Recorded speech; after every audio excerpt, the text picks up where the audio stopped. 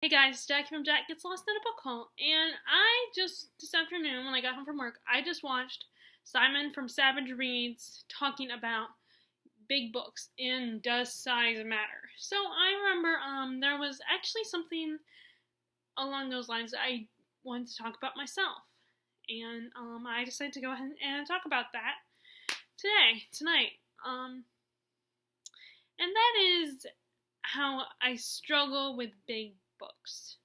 Now, I've read big books before. Like, the first two I ever read was, other not counting Harry Potter, was Gone with the Wind and It, which kind of, but my problem when I read big books like that is it takes me forever to read them. And I know everybody would say that, but I mean as in, like, a year or longer. Like, I can't stick with that one book for too long. And I will end up taking multiple breaks, especially if it's like not like always super exciting all the time. Like a lot of classics aren't. They're not always like really exciting when they're more like character studies. In the horror genre, I don't read a lot of that. And of course, It is Stephen King's one of his biggest books about, a clown, which, by the way, is so. I was just thinking about this last night, how, like, some of my favorite horror films are based on things that creep me out in real life. But, I mean, that could have been why. But, I hate clowns. Clowns freak me out. And I agree with Sam Winchester from Supernatural that clowns are evil. And, like, the Joker from Batman proves that.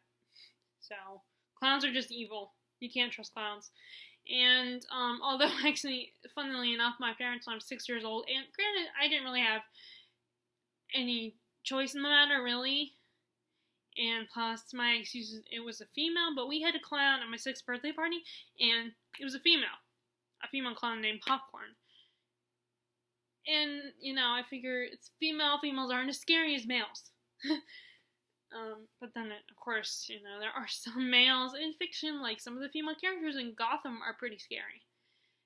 And also, I've just realized, and then I also have a thing about, like, ventriloquist dummies, and one of my favorite horror films is Dead Silence, and I love the Night of the Living Dummy, the Goosebumps story. And I also really hate masks. I mean, I have no problem with the masks that are like this that are on your eyes, but the ones that cover the whole face give me the EBGBs. And that probably comes from like another Goosebumps and the haunted mask is from a Goosebumps episode. It's just kind of funny but I mean, then again, that's the point of horror films. They're supposed to scare you. Anyway, that's off topic. It was something I thought about last night. But back to what I want to talk about. And I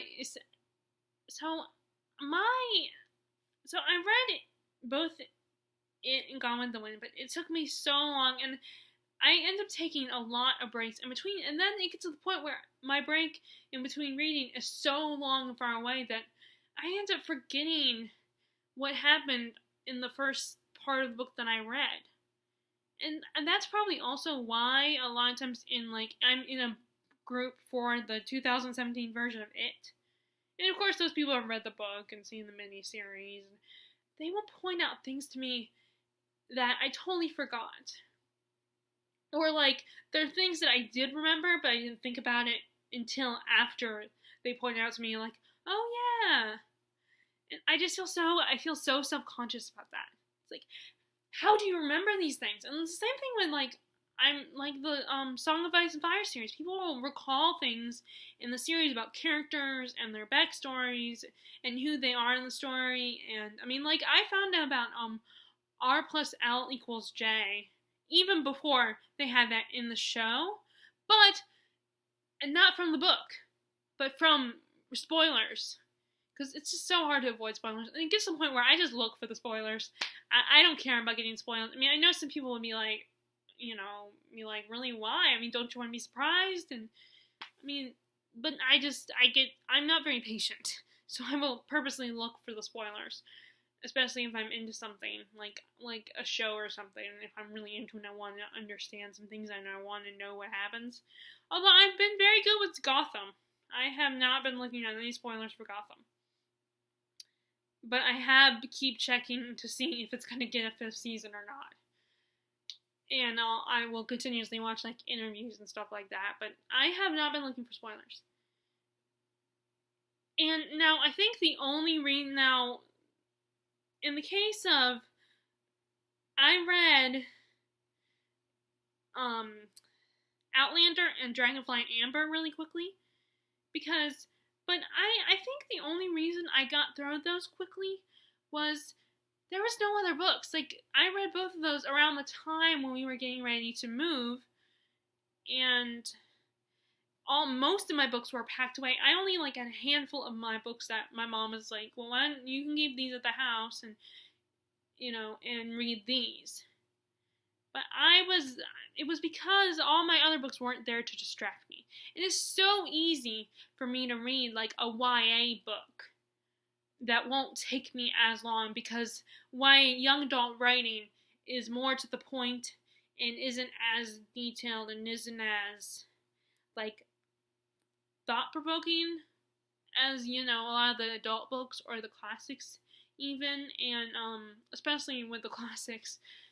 They're not as challenging. I mean, I will still, to this day, I will still defend and say they do have a lot of depth in them.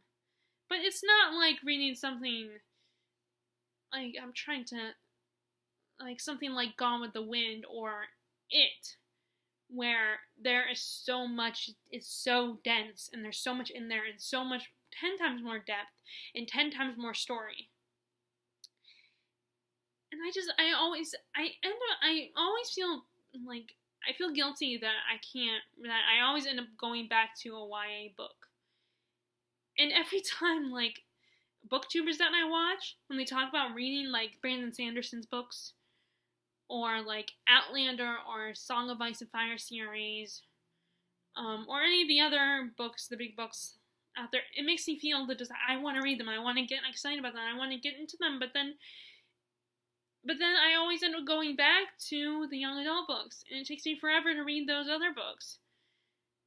And I feel, I'm like, I get so frustrated with myself. It's like, I want to be able to read those books, because I'm sure there's so much that I'm not experiencing, that I'm missing, or not, I shouldn't say that, because I feel like I'm experiencing a lot of things, but that I'm missing out on, because I haven't read, like, any of those books, like Brandon Sanderson's fantasy books. Because there's so much more in those stories. And I want to be able to get into those stories, but it's so hard because not that they're boring, but sometimes my attention span will drift. And a lot of times I like to read during times when I'm tired or we're traveling, and then it's hard for me to concentrate. And it doesn't help that a lot of my bigger books, because it's cheaper, I get the mass market paperbacks. And those paperbacks are, like, the print is minuscule. So it's they're very thick, so it's hard to concentrate on those books. Like, my current copy of It, because I had another copy previously, but I ruined that copy, and I ended up pawning it off of my best friend, actually, which I felt so bad about, but I didn't want to keep it, because it was like, what was I going to do with it? It would just be sitting there, and it was like the cover had fallen off of it, and the pages were a little curled and folded over, so you guys are probably thinking, why would you pine that off on your best friend? If she's your best friend, why would you give her that? But it was, it was easier. I know her mom loves Stephen King, and I know she kind of I think she wants to get into Stephen King. The problem is that she is even more particular than I am, and this is the friend I constantly bring up. I bring up all the time, Terry. So I don't know, I know she likes horror. She watches horror movies all the time. But, I don't know if she'll ever read Stephen King or not, because his books are most of his books, not all of his books, but most of his books are pretty long. And also she has, And it's not just about that. I mean, I don't know if she would like the book. I don't know, even though she loves horror, I don't know if she'll like the characters or anything like that. Although I think she loved the movie, so, I mean. But again, Stephen King's books are so long. And that's why I was very proud of myself when I read it. It was like, that was one of my first big books I ever read and finished. It's just that it took me so long to finish it. I did not get it within a few months. I didn't finish it within a few months. I finished it with like a year or longer. So I just, basically my point is, I want to read more bigger books, but it's just, I have something, it's such a struggle for me. I mean, now I'm trying to get more into buddy reads with people.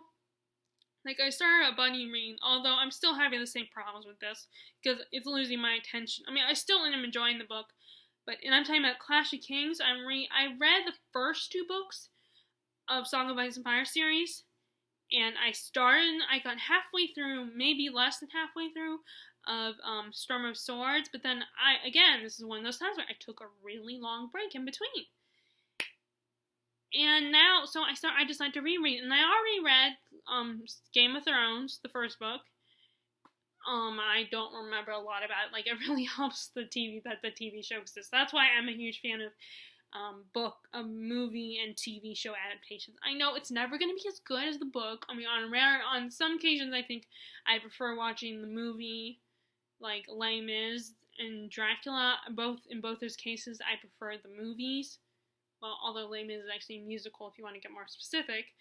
Well, no, I mean, they actually they had a movie starring Liam Neeson, and Jeffrey Rush, and I think, and Claire Danes.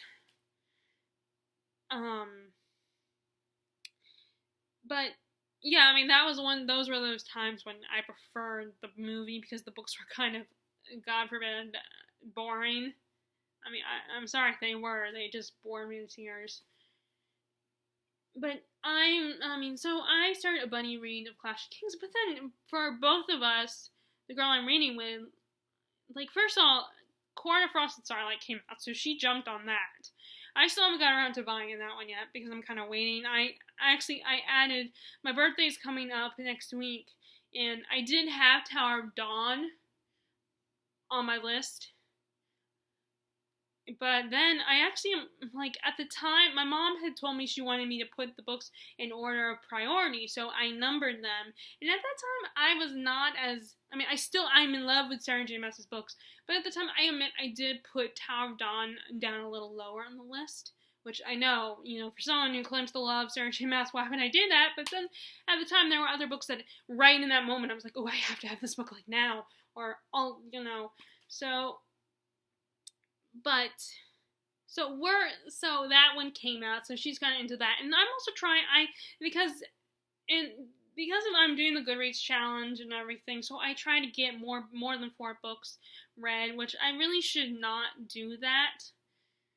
I really should, like, not put so much pressure, but I always, and the price of being part of this community now, this booktube community and Goodreads and stuff, is that I feel like and yes, this is my own thing. I'm doing this to myself, where I put pressure on myself to read more than 4 books at a time. Like, I want to get beyond 7 books because it's a sense of pride for me. Like, I want to prove that I can be. Now, I'm not gonna go crazy, of course, and try to read like 20 books in a month.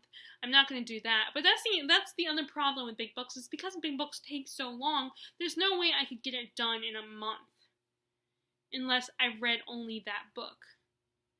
And even if I decided to tell myself, okay, I'm going to only read this one book in this month, that's a bigger book, I will still be tempted to read the YA books or even the adult books that aren't as long as those over 500-page books. Like, I recently read This Is Where I Leave You by Jonathan Tropper, which I've seen that movie, so I really wanted to read the book, and I saw the book at the charity bookshop, so I bought it, and I decided, I feel the urge to read this, like, right now.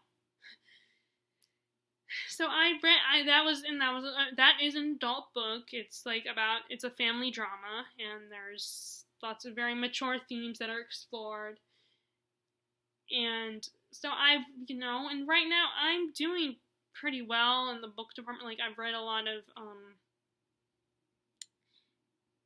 I'm currently reading Kiss of Deception. I finished up The Secret History, but that one was a big book, but that one was because I started that a long time ago, and I finally finished it on the first day of May. And I'm trying to think what else I read. Animal Farm, which is like 10 chapters, so that didn't take me long. So I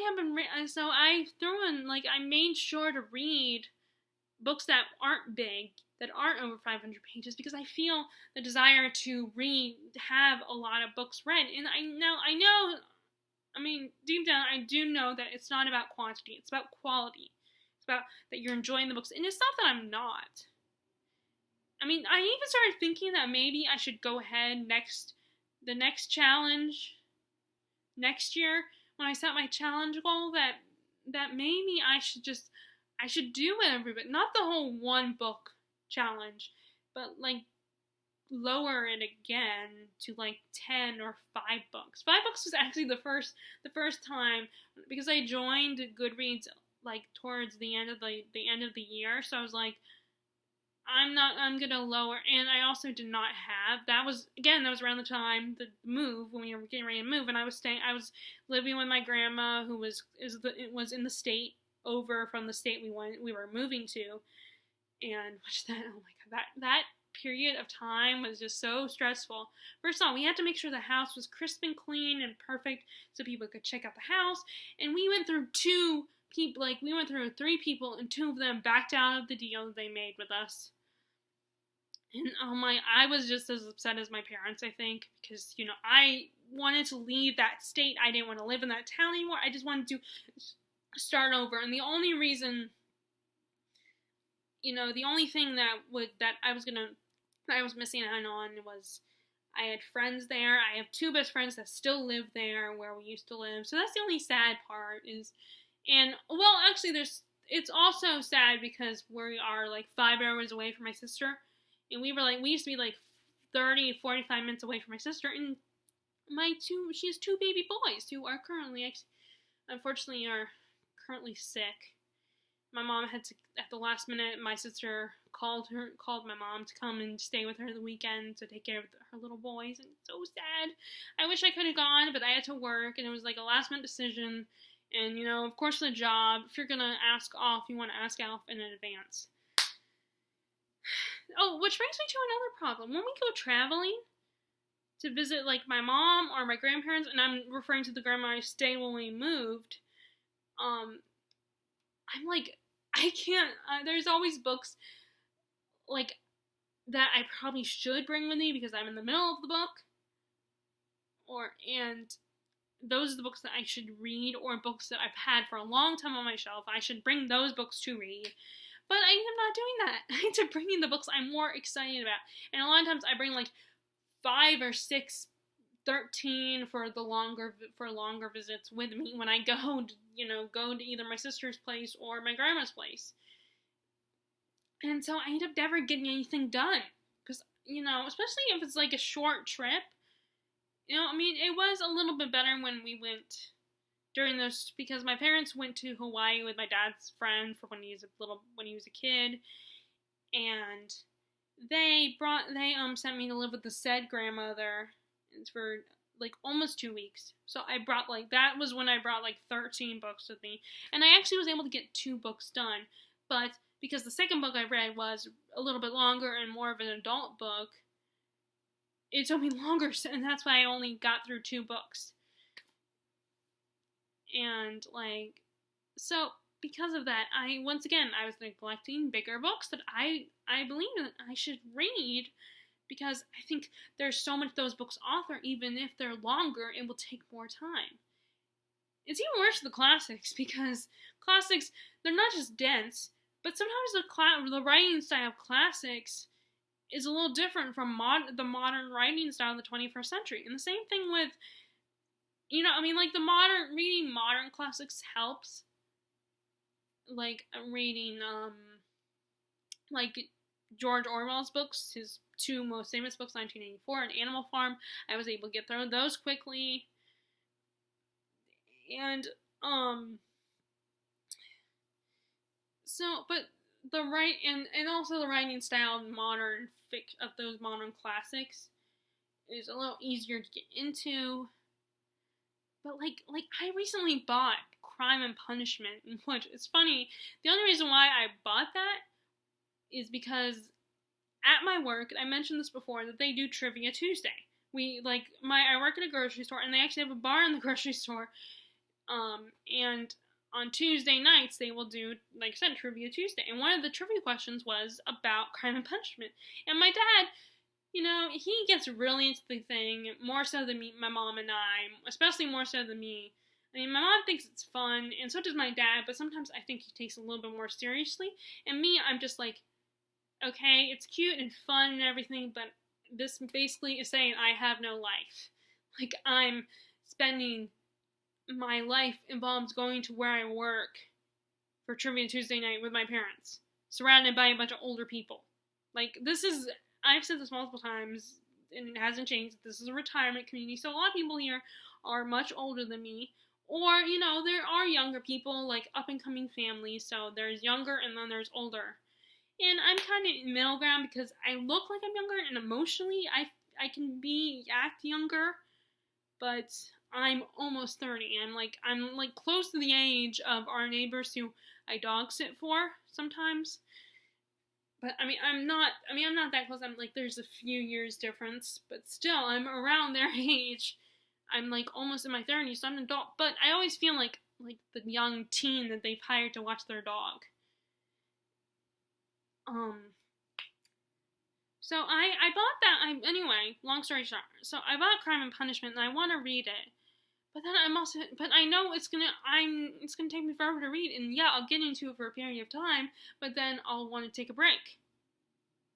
And it's a very frustrating thing, because I want to be able to get into these books and really be able to say how much I love these books, and be able to review books like some of my other favorite booktubers, like Jen from insert a literary pun here, or Olive from A Book Olive, or I'm trying to think of some other booktubers that I really love. Like, those are my two favorites that talk about books other than YA, or Jen Campbell, for instance. But I love both those booktubers, and I would like to, not that I want to copy over them, and I'm not being like, oh, I'm so insecure, I want to be just like them because I worship them and everything, but I just want to be able to, I want to one day have someone who tell me that, I speak so eloquently, articulately, and also that I can read books like that, the books that they read, that they get into. And another booktuber I like that reads really challenging books, that I would like to be able to say I can do that, but I don't know if that will ever happen, especially because, and that is Jean from Bookish Thoughts. She reads a lot of antiquity, and I just don't know if I can ever do that, because it's so, I shouldn't say never, because maybe I'll surprise myself, but she reads a lot of course, one of her favorites, I think she was one of the people who said she likes Canterbury Tales, and I just donated that because that is so damn long. And it's basically an old English poem story and everything. And, the way people talk about those books is, I want to be able to say that I can read those books and appreciate them and really be able to talk about how great they are and all the stuff that people bring up. But I don't know if I can, because, that kind of writing style is just, I can't get into that, especially because it's older. I can't even understand poetry. I did take a poetry class in my one semester in college, and I barely remember any of it. I remember there were poets like Browning. We talked about the Byronic poetry, which I remember really liking that, but I can't really recall details. But either way, I want to be able to say that I can read that kind of stuff, or not that kind of stuff, but at least read that big books. But the problem is, it's just so easy for me to read a YA novel that has a very simple plot, and still has a little bit of depth, but not a whole lot. I mean, it's still a very deep novel, but it's not as hard to get through it, and to really get into the story.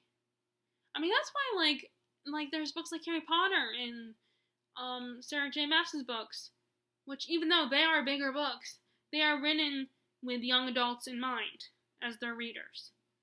Like, it goes straight to the point of the story. Like, and it's a lot of those books, and I mean, that's why that's why I love fantasy. And maybe that helps with books like Name of the Wind, or which, by the way, don't get me started on, like, that Patrick Rothfuss. I'm annoyed with him right now because he still has not written the last book. And I actually found out what possibly may be the reason he hasn't, and that kind of annoys me. I mean, I don't understand what that has to do with his book, but I mean, it's his reasons. I don't get it, but I mean, of course, I'm hoping that's just a rumor. But anyway, especially since we've been waiting so long for the last book. Well, anyway, but I mean, I've read, like, Name of the Wind. That didn't take me as long. It still took me months to read, but it didn't take me as long to read. But again, I have all these not YA. My YA section is a lot smaller now. But in it, that's partly because our used bookstore does not have that big of a YA section. I mean, it's a place, that you donate books. And there's not a lot of people in my town that would read those kind of books. So that section is a little small. But I like to think I am kind of helping them there in that department. Because I did get rid of, I still enjoy Cassandra Clare's books. And I have, the Bane Chronicles until I got last year for Christmas. I asked for the Tales from the Shadowhunter Academy, which my sister supplied for me. So I want to continue reading her books. But I want to read them. I will read them at my own leisure. But see, look, I have a lot of books here that will not take me as long to read as something like, okay, this is a poor example because this is a whole nother story, but, like a book that's this length. And now this is a whole nother problem because this is nonfiction and it's not a memoir, it's a biography, and so we'll take that's a whole nother set of problems. Well, anyway, my phone's currently ringing. So I will talk to you guys later, and I hope you didn't mind all my rambling. Alright, bye. And give it a thumbs up if you like it, and click subscribe if you hadn't already.